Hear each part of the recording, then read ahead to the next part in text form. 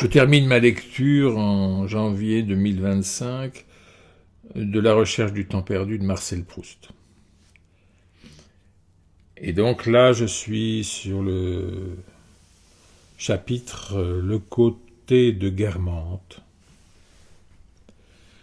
C'est une scène qui clôt donc le cycle.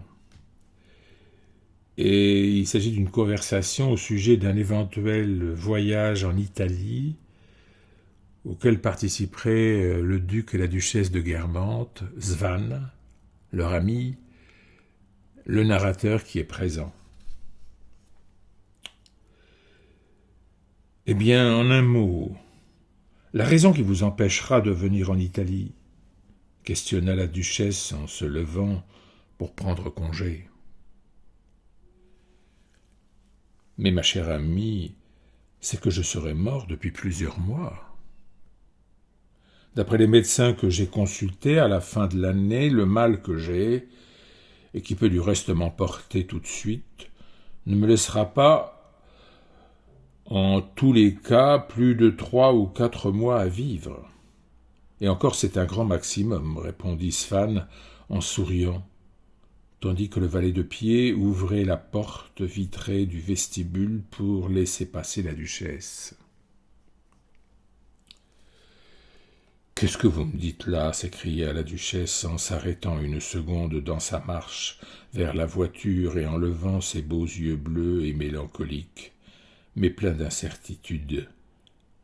Placée pour la première fois de sa vie entre deux devoirs aussi différents que monter dans sa voiture pour aller dîner en ville et témoigner de la pitié à un homme qui va mourir, elle ne voyait rien dans le code des convenances qui lui indiqua la jurisprudence à suivre et, ne sachant auquel donner la préférence, elle crut devoir faire semblant de ne pas croire que la seconde alternative eût à se poser, de façon à obéir à la première qui demandait en ce moment moins d'efforts, et pensa que la meilleure manière de résoudre le conflit était de le nier.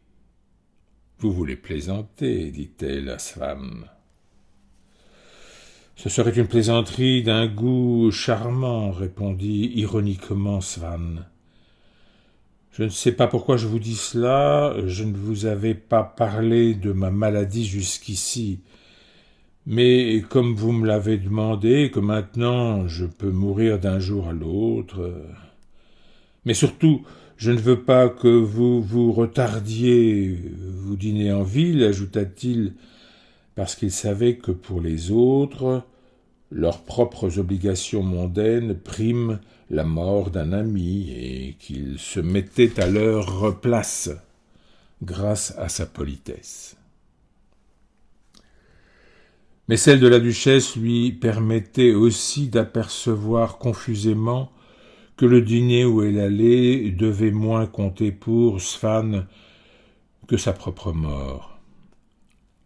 Aussi, tout en continuant son chemin vers la voiture, baissa-t-elle les épaules en disant « Ne vous occupez pas de ce dîner, il n'a aucune importance. » Mais ces mots mirent de mauvaise humeur le duc qui s'écria « Voyons, Oriane, ne restez pas à bavarder comme ça et à échanger vos jérémiades avec Svan. Vous savez bien pourtant que madame de Sainte-Verte tient à ce qu'on se mette à table à 8 heures tapant. Il faut savoir ce que vous voulez. Voilà bien 5 minutes que vos chevaux attendent. Je vous demande pardon, Charles, dit-il en se tournant vers Svan, mais il est 8h moins 10. Oriane est toujours en retard. Il nous faut plus de 5 minutes pour aller chez la mère Sainte-Verte.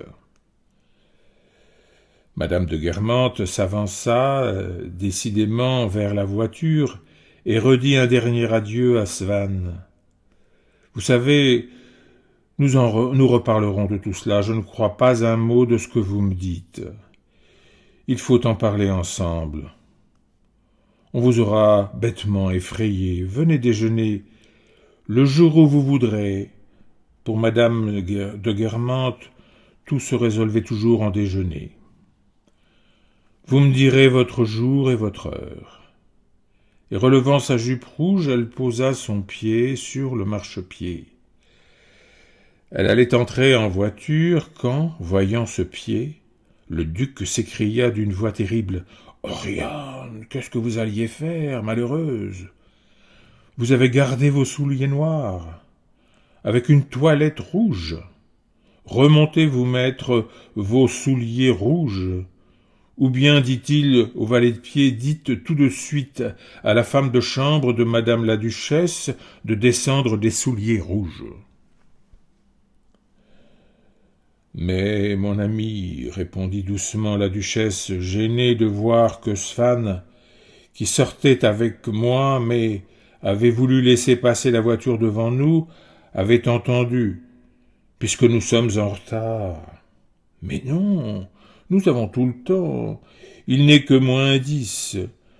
Nous ne mettrons pas 10 minutes pour aller au parc Monceau, et puis enfin, qu'est-ce que vous voulez ? Il serait 8h30, ils patienteront. Vous ne pouvez pourtant pas aller avec une robe rouge et des souliers noirs. D'ailleurs, nous ne serons pas les derniers. Allez, il y a les Sassenage, vous savez qu'ils arrivent toujours en retard. » La duchesse remonta dans sa chambre. « Hein, nous dit monsieur de Guermantes, les pauvres maris, on se moque bien d'eux.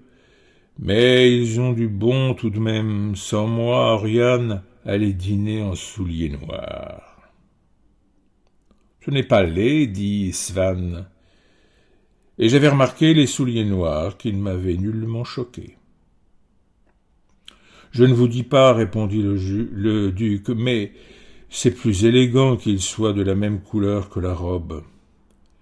Et puis, soyez tranquille, elle n'aurait pas été plus tôt arrivée qu'elle s'en serait aperçue, et c'est moi qui aurais été obligé de venir chercher les souliers.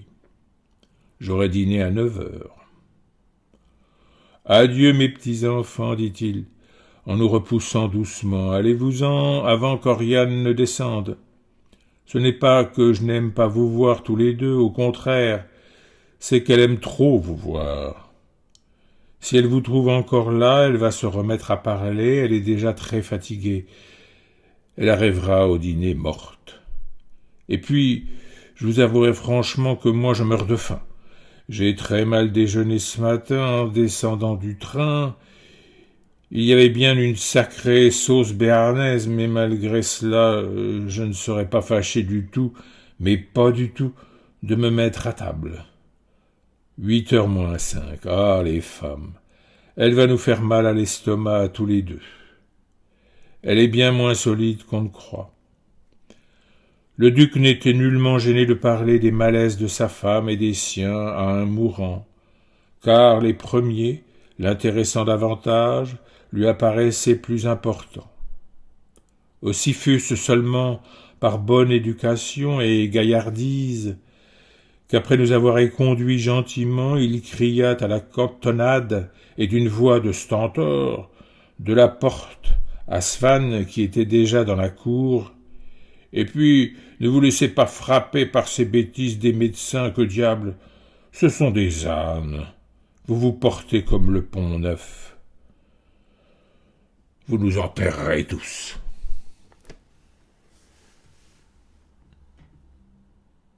Et voilà. Le côté de Guermantes est fini, et mon voyage dans la cathédrale littéraire de notre ami Marcel Proust s'achève ainsi, à cet endroit, car je n'ai pas prévu de lire Sodome et Gomorrhe, dont le titre me fait un peu peur. À mon âge. Voyez-vous ça.